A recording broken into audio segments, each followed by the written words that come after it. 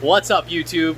It's Mike here, back with another video. I got a good one for you today. I want to talk about my top 10 recommended fish for big plywood tanks.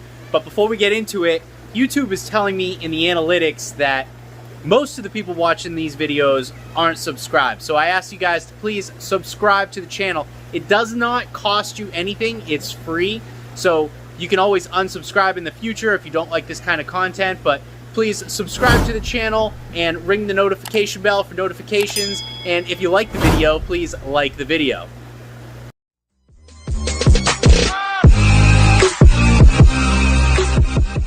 And keep in mind, this list is just a fun list I put together, kind of show off some fish and give you guys some ideas of things that I would like to keep and that I do like to keep, and obviously that I do keep. There are so many different fish. Everyone's going to keep whatever they want to keep. Just figured I'd give you guys a little list of things that I like. Now, if you know me and you've been subscribed to the channel for a while, you know that I keep a lot of big catfish. But we are going to leave the big catfish out of the discussion today. I want to talk about the more reasonable sized fish that are a little bit more practical, I should say, to keep in big aquariums like this. I want to start off with the Freshwater Stingray. The Freshwater Stingray is one of my favorite fish of all time, and I think if you have a big tank like this with a nice big open footprint, you can reasonably keep these stingrays for their entire lives. A lot of people say that something like this tank behind me, which has a 8-foot by 4-foot footprint, is a reasonable bare minimum size tank for keeping freshwater stingrays. I recommend going a little bigger if you can, and that's why I throw it in for one of my top 10 favorite fish to keep in a big plywood aquariums here. So freshwater stingrays are a definite go-to, definitely worth keeping, and if you build a big tank, I highly recommend them. Next up on my list is the giant gourami. Now, I've kept a few different giant gouramis over the years, and although this guy can't be kept in with other fish right now for the most part, I do recommend gourami for big plywood tanks.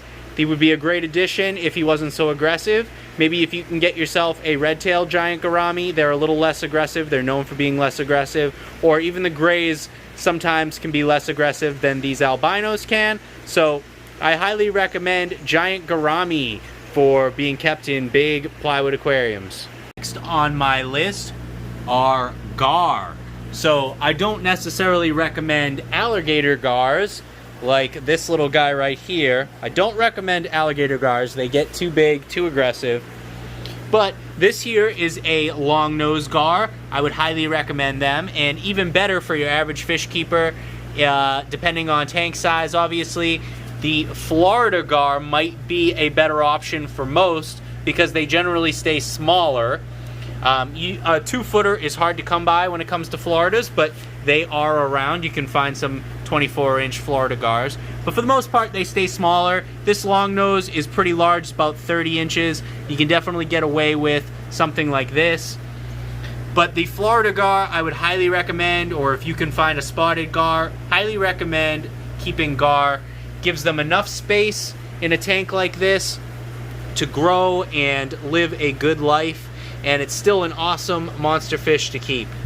Next on my list is the Arowana. One of the most common issues with keeping Arowana, especially in the States, is the most common ones are silvers, and they get absolutely massive. So when you got a big silver Arowana, you want to give it tons of space. The only problem is they are jumpers, so you have to find a good way to keep the lids on and not make mistakes like I have in the past with mistakenly either leaving the lid open or just not fully understanding what they're capable of.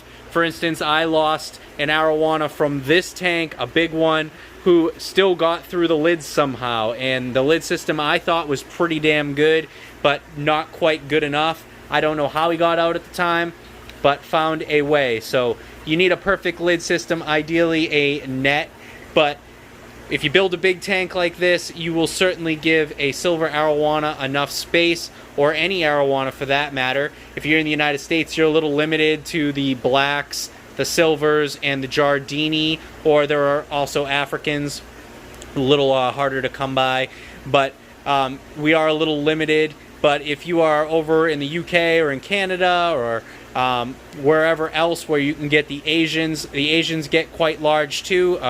Pretty common to see them in 24 inches. So you want a big tank, and the Plywood aquarium is a great option for arowana. So that would be next on my list, is arowanas. Next on my list is the Oscar. One of the most popular fish in the freshwater hobby is Oscars. People absolutely love them. They are not one of my favorites, but this one, for instance, I adopted, and I do absolutely love this guy. Adds great color, but they get very big. This one's probably about a foot long or so, and they're known to get up to even 15 inches. Not very common, but it does happen.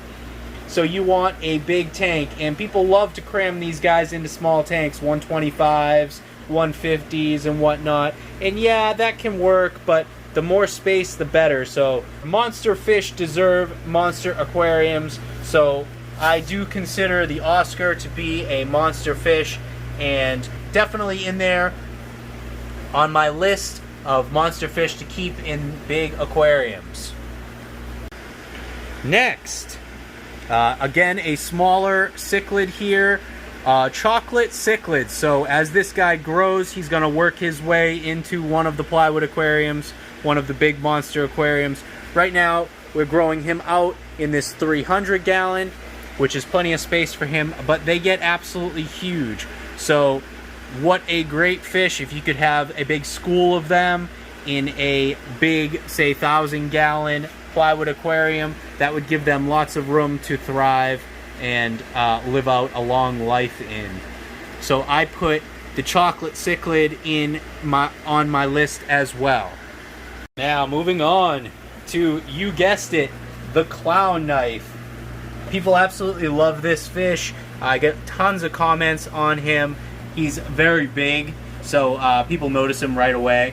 But the clown knife, they get absolutely massive, and you see tons of giant wild-caught clown knives down south, and people just love these fish. They got a ton of character and a ton of color, cool patterns. You can get albinos, you can get royals when he comes back around here. But the clown knife gets so big, it needs a huge aquarium. This guy splashes and jumps around for food. He is very, very aggressive eater. He needs tons of space. And if you're going to keep them in groups, you need an awful lot of them. You need at least 6 of them if you're going to keep them in a group. I recommend anyway. And so they need a ton of space. So I definitely put the clown knife fish as one of my top 10 for keeping in giant, big Plywood aquariums. Give them plenty of space and they will thrive and get huge. Next on my list is the Vyja, or Vyja, however you'd like to pronounce it. This is a Synspilum, and they get absolutely massive. I would highly recommend keeping a big group of these guys in a big Plywood aquarium. And again, I am growing him out in this 300 in hopes that eventually he will get large enough for one of the big tanks. So that is my goal. But the color on these guys is insane. On all of the Vyja species, they get some crazy color to them. Highly recommended to keep this guy in a big group where they can possibly breed and do well in a big aquarium. And the last one I'm going to throw out there is tinfoil barbs. And I don't have any right now, but what I'd really like is a nice school of some regular tinfoil barbs and some albino tinfoil barbs. I've had tinfoils in the past years ago. I haven't kept them in a really long time. But some of my favorites, they're just very quick eaters, so you got to be careful what you keep them with because they can outcompete everything for food if you're not careful. But they get enormous, and but at the same time, they're still kind of a practical fish if you've got a big Plywood aquarium, or any big aquarium for that matter. So yeah, tinfoil barbs, I wanted to throw those in there as some of my favorites, and hopefully I'll be getting a nice school of those in the future.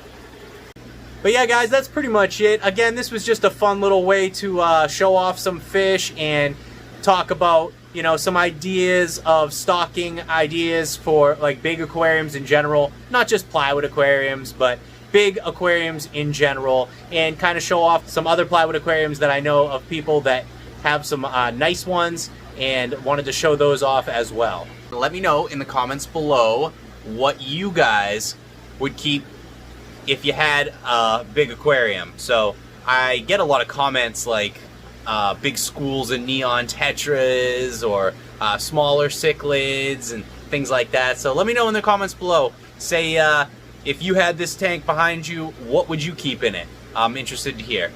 Again, please don't forget to like, comment, subscribe. Follow me on Instagram at Off the Deep End Aquatics, and I will see you in the next video. Thanks.